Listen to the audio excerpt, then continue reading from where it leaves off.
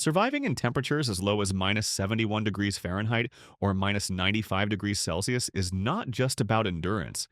It is a battle against an unforgiving landscape where the cold is a relentless predator. The Arctic, sculpted by ice and wind, is a place where the air itself can steal the breath from your lungs.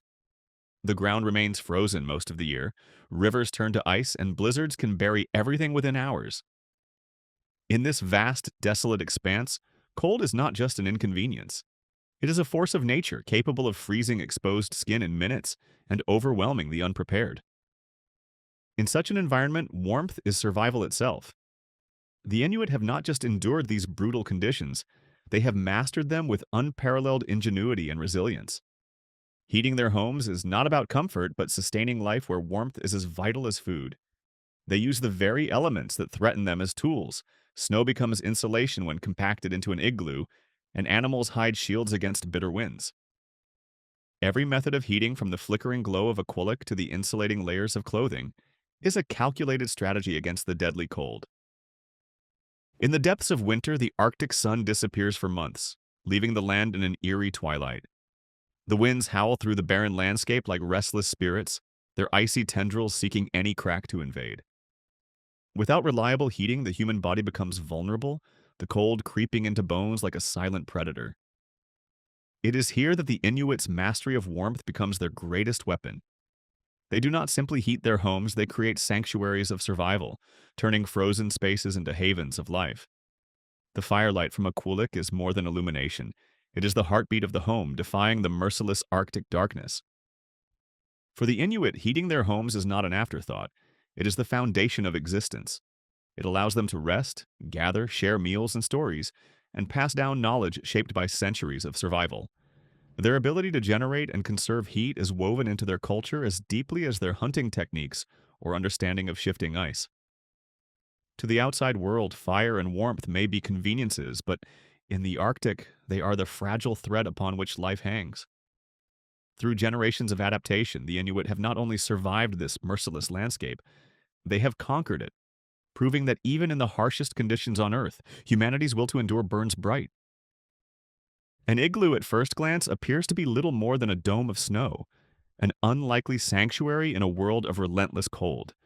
Yet, within its icy walls lies one of the most effective shelters ever devised, an engineering marvel sculpted from frozen water. Made from compacted snow, it harnesses the insulating power of trapped air, much like a thick woolen blanket cocooning its inhabitants. What should be a freezing prison of ice instead becomes a warm refuge, defying the harsh Arctic winds that howl across the tundra like a chorus of ghosts. While the outside world is engulfed in bone-chilling temperatures as low as minus 40 degrees Fahrenheit, the interior of an igloo can reach a surprisingly livable 32 degrees Fahrenheit or 0 degrees Celsius, simply from body heat. This paradox, using snow, the very element responsible for the cold, to generate warmth, epitomizes the brilliance of Inuit ingenuity. The igloo's structure is a perfect balance of simplicity and efficiency, refined over generations. Its entrance tunnel, positioned lower than the living space, acts as a natural barrier, trapping cold air and preventing it from creeping inside. This design is akin to a moat protecting a castle, shielding those inside from the relentless chill outside. The thick, curved walls form an impenetrable fortress against the punishing Arctic winds, standing resilient like a silent guardian against the elements. Inside, sleeping platforms are built at a higher level, strategically placed to allow rising warm air to envelop the occupants, while a small vent at the dome's peak prevents carbon dioxide buildup, ensuring a steady flow of fresh oxygen. Much like a well-designed thermos, the igloo retains and circulates heat, making life inside surprisingly comfortable despite the frozen world outside. The process of constructing an igloo is both an art and a science, requiring precision, patience, and an intimate understanding of snow density. Builders carve solid blocks from hard-packed snow, stacking them in a spiraling dome that locks each piece into place like an intricate three-dimensional puzzle. Each block supports the next, forming a self-reinforcing structure capable of withstanding fierce blizzards. The dome's aerodynamic shape allows wind and snow to glide over it rather than batter against it, demonstrating the Inuits' profound harmony with their environment. Instead of battling nature, they have learned to mold it, turning ice and snow into tools of survival rather than obstacles to overcome. When constructing an igloo, several factors must be considered. The choice of snow is crucial. Soft, powdery snow lacks the density needed to form solid blocks, while overly compacted snow may be too difficult to cut. Builders must also ensure the size of the blocks is uniform to maintain structural integrity. The entrance should be positioned away from direct wind exposure, and the dome must be carefully shaped to prevent collapse. A well-constructed igloo can last for weeks, offering not just shelter but a testament to the ingenuity of its builders. Like any structure, the igloo comes with its advantages and limitations. On the positive side, it provides excellent insulation, using the very properties of snow to create a warm and livable space. It is also relatively quick to build with the right skills. An experienced builder can construct a small igloo in just a few hours. Additionally, it requires no external materials, making it a sustainable and resourceful choice for Arctic survival. However, there are downsides. The igloo is a temporary structure gradually weakening as temperatures fluctuate or as occupants generate heat inside. It also requires regular maintenance to prevent interior melting or structural instability. Furthermore, while effective in extreme cold, it is impractical in warmer climates where the snow would not hold its form. Beyond its practical function, the igloo embodies a deeper meaning. It is a symbol of resilience, adaptation, and an unwavering connection to the land. More than just a shelter, it represents a tradition passed down through generations, a time-honored technique that has allowed the Inuit to thrive where others might perish. In the Arctic, where survival depends on innovation and respect for the natural world, the igloo stands as proof that human ingenuity can transform even the harshest landscapes into a place of refuge.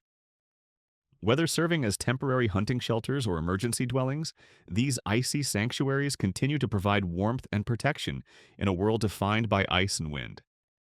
They remind us that even in the most unforgiving conditions, warmth is not just something to be found. It is something that can be created, sustained, and shared against all odds. Before modern heating, the Inuit relied on the qulliq, a simple yet ingenious stone lamp that provided light, heat, and the ability to cook in the unforgiving Arctic cold.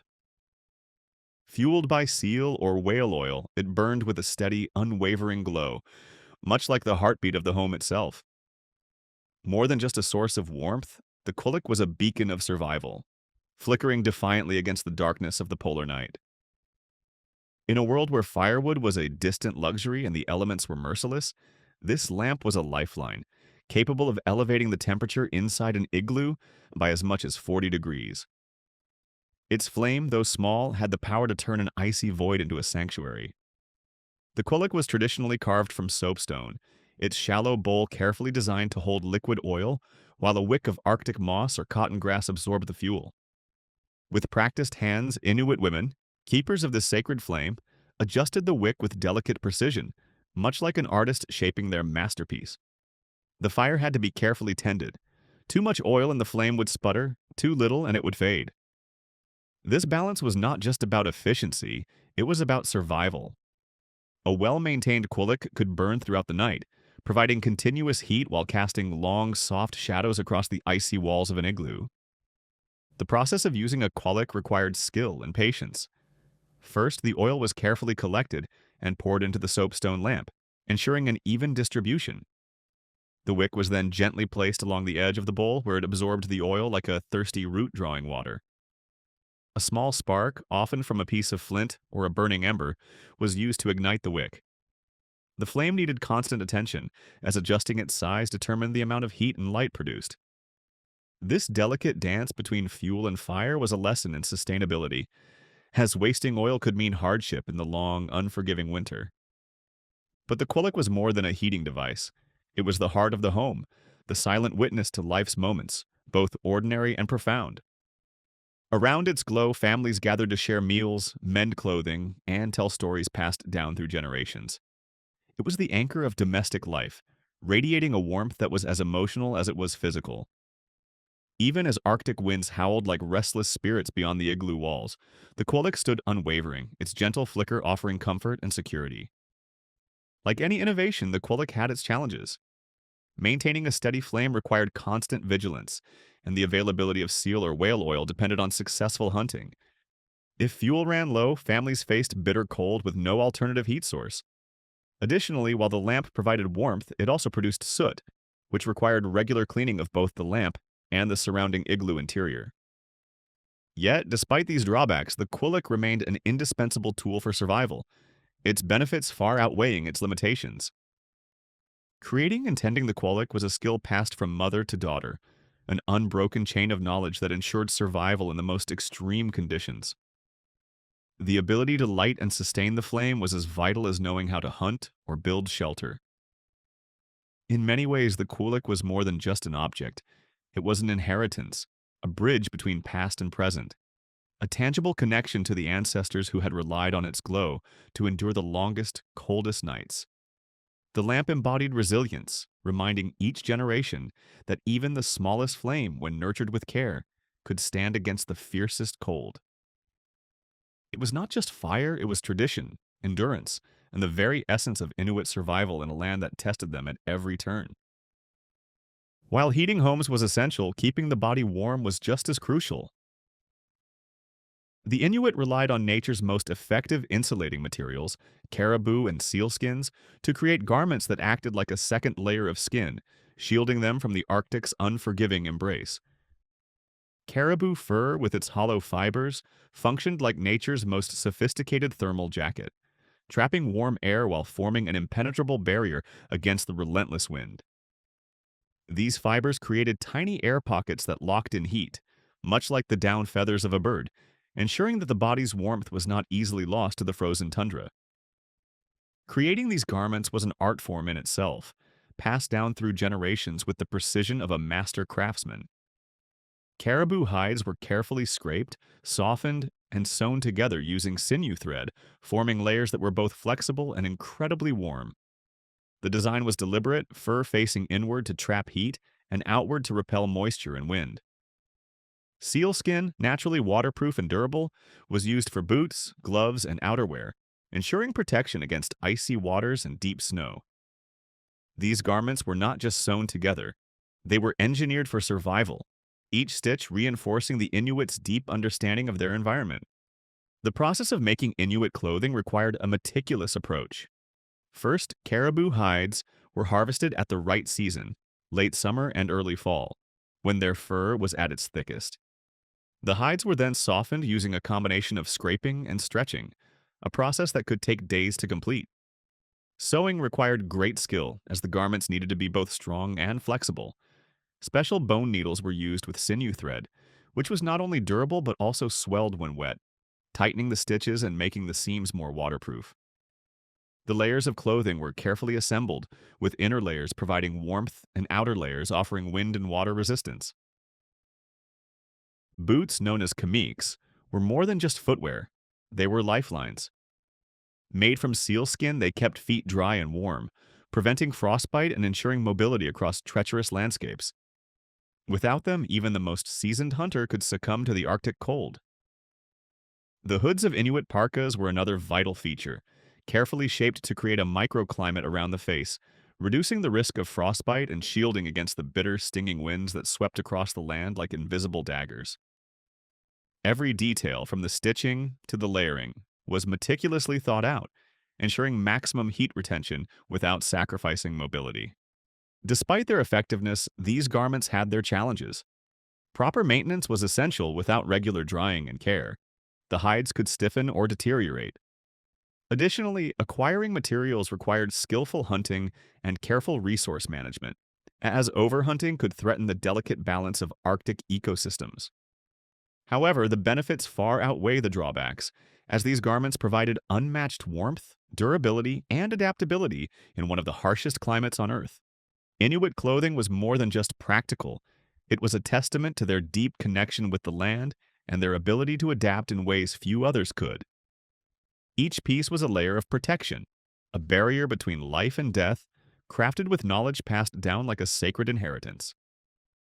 Their attire was not merely fabric and fur, it was an armor against the cold, a testament to their ingenuity, allowing them to move, hunt, and thrive in an environment that showed no mercy. Through trial, adaptation, and an intimate understanding of nature, the Inuit transformed what could have been a frozen prison into a sustainable way of life. In the vast, unforgiving Arctic, their clothing was more than warmth. It was survival, stitched together with the wisdom of generations and the resilience of a people who had learned to master the cold. Modern Inuit homes have transformed into resilient fortresses against the unyielding Arctic cold, seamlessly integrating traditional wisdom with cutting-edge technology. Insulation has reached new heights of efficiency, using advanced synthetic materials that lock in warmth like a tightly woven thermal cocoon. These homes, standing like guardians against the cold, are designed to resist even the most ferocious blizzards, ensuring that their inhabitants remain secure and comfortable. Solar panels, once an improbable sight in the Arctic, now crown rooftops like golden lifelines to the sun. During the endless summer daylight, they greedily soak up energy, storing it for the long, merciless winter months when darkness stretches its icy fingers across the horizon. Even as the temperatures plummet to levels that can freeze exposed skin in an instant, propane heaters and diesel furnaces provide steady warmth, their flames flickering like sentinels against the cold. These modern innovations have undeniably improved daily life, creating havens where families can gather in comfort, shielded from the ruthless forces of nature. Yet, despite the conveniences of technology, the Inuit have not lost sight of the past. They remain deeply connected to the survival skills honed over generations, an inheritance of knowledge that ensures resilience when the unpredictable Arctic landscape turns hostile. Technology, as advanced as it is not infallible. When fuel runs low or a raging storm knocks out power, the Inuit turn to their ancestral wisdom. An emergency igloo, a skill passed down like an unspoken rite of passage, can be assembled within hours, forming an unbreakable barrier against the wind's relentless assault. The humble qulliq, a flickering guardian of warmth, still stands ready to illuminate the darkness and chase away the creeping cold with its steady glow. It is more than just a lamp, it is a lifeline, a testament to endurance, a beacon of survival that has outlasted time itself. More than relics of the past, these tools serve as reminders that true resilience lies in adaptability. The Inuit do not just endure the Arctic, they master it, bending its elements to their will without breaking the delicate balance between survival and sustainability. Their ingenuity is woven into every fiber of their existence, demonstrating that true strength is not in resisting nature, but in working with it. In a land where the cold is an ever-present adversary, they continue to carve out warmth, forging a future where past and present exist in perfect harmony. It is this seamless blend of knowledge and innovation that ensures their survival, proving that even in the face of relentless cold, warmth is always within reach. The Inuit understand that in the Arctic, warmth is not just a luxury, it is a shared responsibility. The battle against the cold is not fought alone, but as a collective, where survival depends on the strength of the community. In a land where temperatures can steal the breath from one's lungs in seconds, families huddle together in igloos, turning the simple act of sharing body heat into an unspoken bond of survival. The walls of an igloo may be made of ice, but within them, there exists a warmth far stronger than any fire, a warmth born of companionship and cooperation. Hunting is more than just a means of acquiring food. It is a communal effort where every piece of a successful hunt is shared, ensuring that no one is left without the essential fuel for warmth. Elders, the keepers of wisdom, pass down knowledge of building sturdy shelters, preserving food, and using the environment to their advantage. In this unforgiving landscape, where isolation can be as deadly as the cold itself, the Inuit stand united, proving that true warmth is not just about fire and insulation, but about people coming together.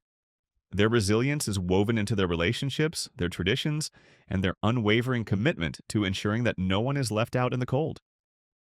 It is through this unity that they have not just survived, but thrived, demonstrating that in the heart of the Arctic, survival is not an individual triumph, it is a shared legacy. Despite the availability of modern heating systems, many Inuit continue to rely on traditional methods, not out of necessity alone, but because these practices have been refined to perfection over generations. Emergency igloos crafted in mere hours with the precision of a sculptor shaping marble remained life-saving structures during travel or sudden power failures. A qulliq, its warm glow defying the unrelenting Arctic darkness, continues to provide heat when modern solutions falter. These are not mere relics of the past, but living traditions that serve as the ultimate contingency plan against nature's unpredictability. Inuit communities have embraced modern insulation and heating, yet their survival is not solely dependent on technology. Instead, they blend innovation with ancestral knowledge, much like weaving together the strongest fibers to create a sturdy rope. The warmth of a well-insulated home is reinforced by the wisdom passed down through generations: how to build wind-resistant structures, how to read the ice, and how to conserve body heat efficiently. It is this balance between old and new that defines their ability to thrive. In an environment where every decision can mean the difference between life and frostbitten despair, the Inuit have found strength not just in their tools but in their adaptability. They have mastered the art of survival, proving that true resilience is not about choosing between tradition and modernity, but about embracing both to carve out an existence in one of the harshest landscapes on Earth. Surviving in sub-zero temperatures requires more than just heavy clothing and insulated homes. It demands a deep understanding of the environment, resourcefulness, and a reliance on both ancient knowledge and modern technology. The Inuit exemplify how humanity can adapt to the harshest climates, blending tradition with innovation to thrive in places where most would not dare to live. If you love this video, you'll love the next one more.